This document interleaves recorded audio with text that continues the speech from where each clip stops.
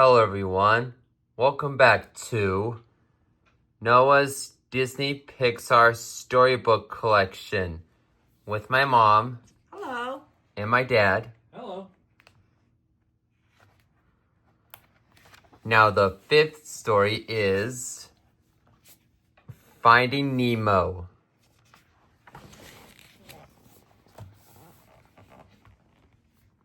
Nemo was a little clownfish.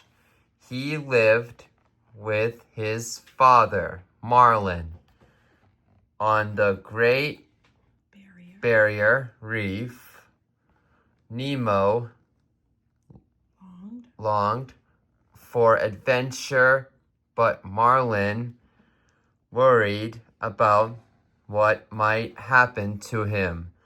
On the first day of school, Marlin took Nemo to class.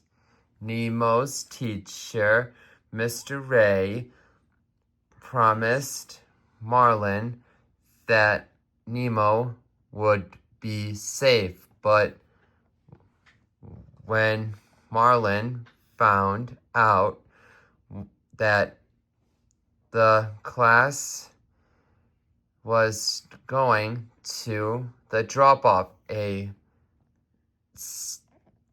steep cliff, he was furious. He decided to follow the class.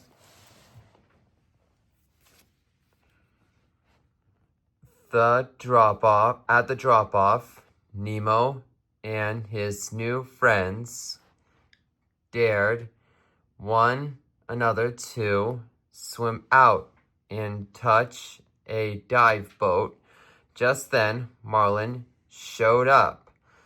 You think that you can just do these things, but you can't, he told Nemo. Nemo wanted to prove his dad wrong.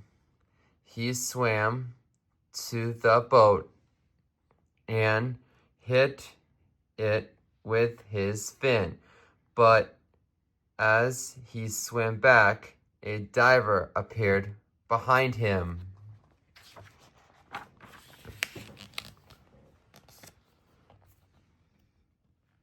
The diver pulled out a net and scooped up Nemo. Then he took the little clownfish back to his boat.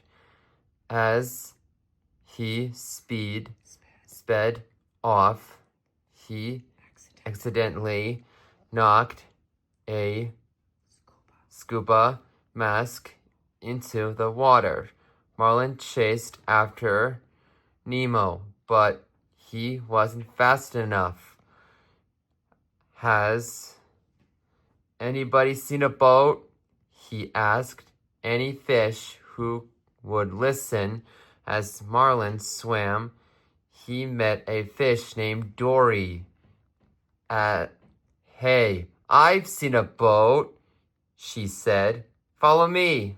Marlin started to follow Dory, but as soon as they started swimming, she whirled around. Stop following me, okay? She shouted. Marlin was confused. Hadn't Dory just offered to help him find the boat? Then Dory explained that she suffered from short-term memory loss. Figuring Dory couldn't help him, Marlin turned to leave and found himself face to face with a great white shark.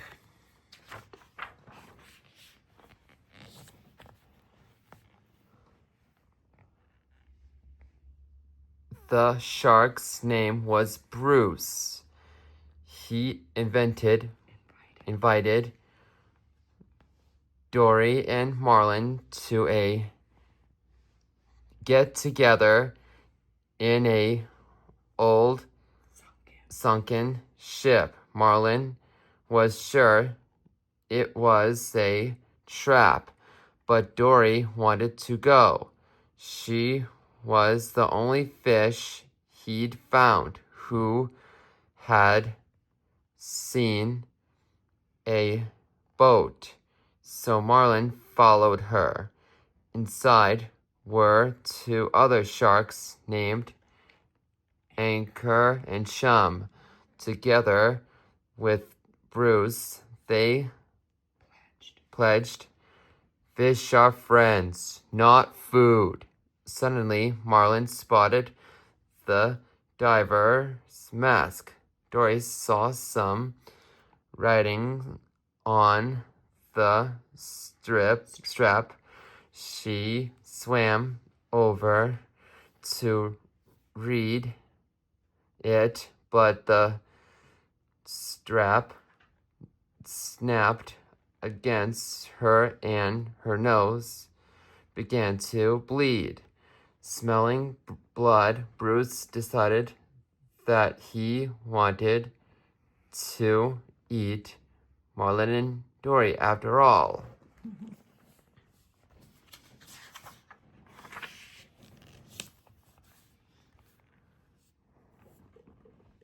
Miles away, Nemo found himself in a fish tank at a dentist's office. The other fish called themselves the Tank Gang. Their leader was a fish named Gil. The Tank Gang passed the time watching the dentist work and talking to their pelican friend, Nigel. Nemo wanted to go home more than anything, but the dentist had other plans. He was going to give Nemo to his niece Darla.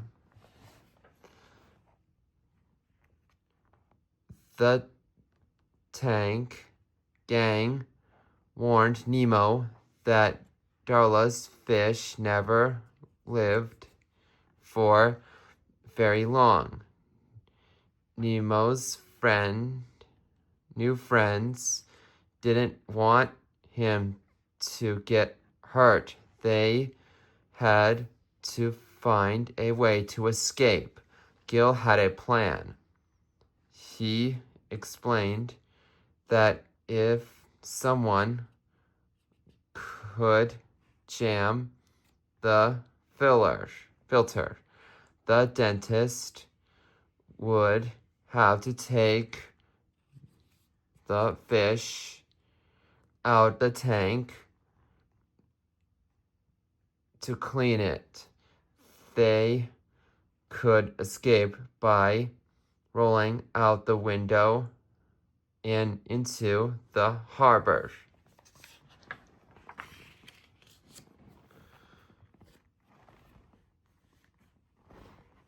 Back in the ocean, Dory and Marlin had escaped the sharks and dragged the mask into a deep, dark cave. Marlin struggled to hold on to the light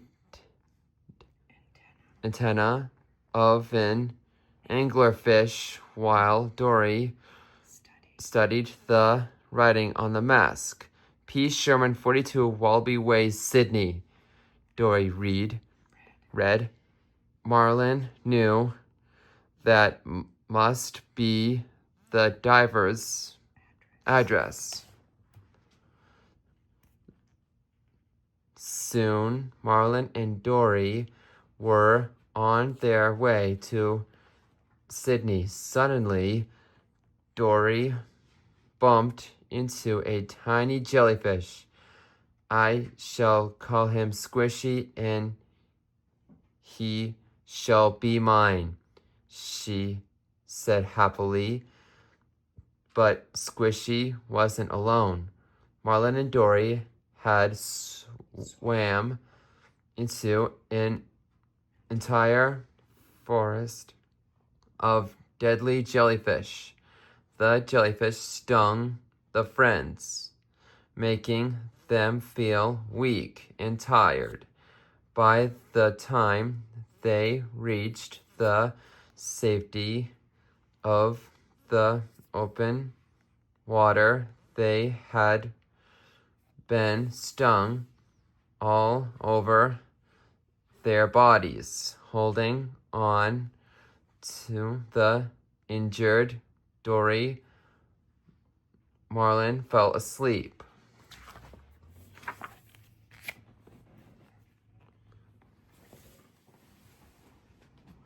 When Marlin woke up, he was lying on the back of a sea turtle shell.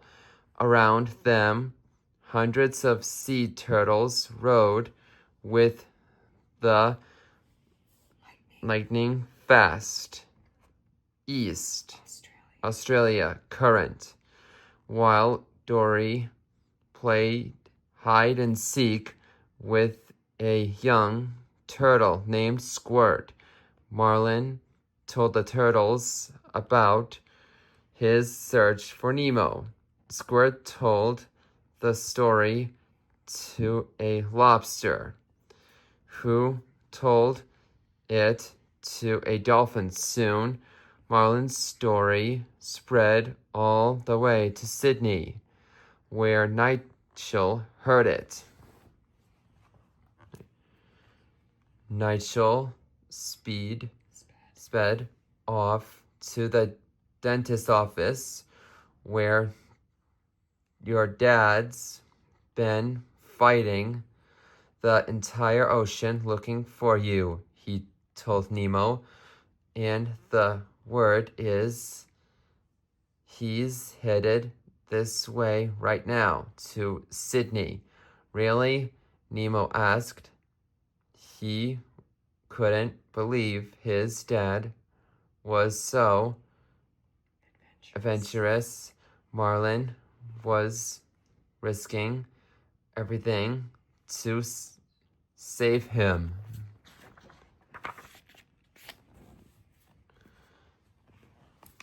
Nemo realized that if he was ever going to get home, he had to be brave. He picked up a pebble and carefully jammed it into the tank's filter. Soon the tank would be so dirty, the dentist would have to take the fish out and clean it. But escaping was not so easy. When the fish woke up in the morning, the tank was clean. The dentist had installed a new filter. Nemo's escape plan was ruined. As the dentist scooped up Nemo and put him in a plastic bag, the office door banged open. Darla had arrived.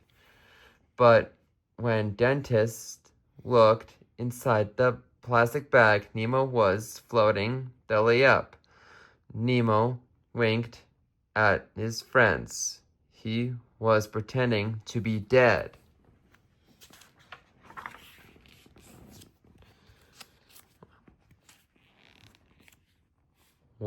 Meanwhile, outside, suddenly, Sydney, Marlin, and Dory had met Nigel.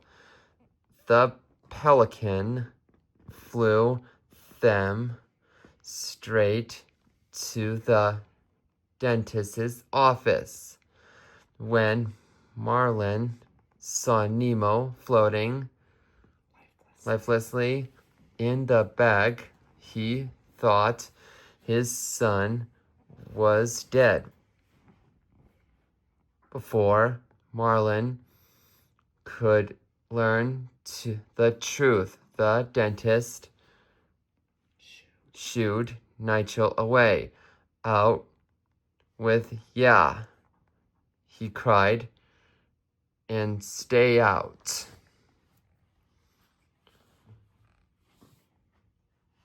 Nigel returned to the harbor and dropped Marlin and Dory into the water. Marlin wanted to be alone. He swam out to sea, leaving Dory behind. A few minutes later, Nemo swam out of a nearby pipe. He had been flushed down the drain. Nemo saw Dory swimming in circles. All right?" he asked. "I'm Nemo." "You're Nemo?" Dory cried, hugging him happily. Nemo and Dory raced after Marlin. "Daddy," Nemo called out. Marlin couldn't believe it. Nemo was alive. After all, it was time to go home.